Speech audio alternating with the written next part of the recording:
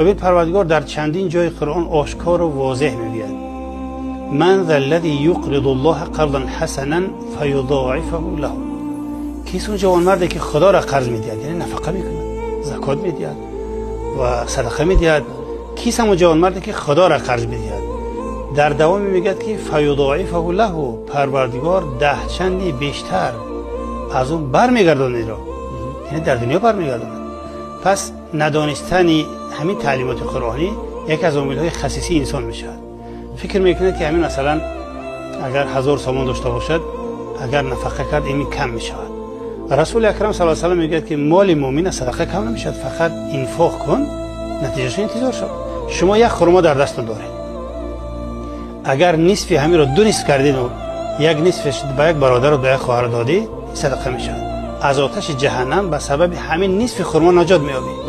پس این ازادی ترین عمل یک اندکی که خدا را خوشحال میسازد. رسول اکرم صلی الله علیه و آله میگه که شما از نفقه کردن نترسید. برای این به فقیر امر میکنه تو صدقه کن، اونی که صاحب عرش است تو رو دیده ایستاده است، تو از فقر و تنگدستی و کمبغلی نترس. سبب فقیری تو هم صدقه نکردن است، انفاق نکردن است.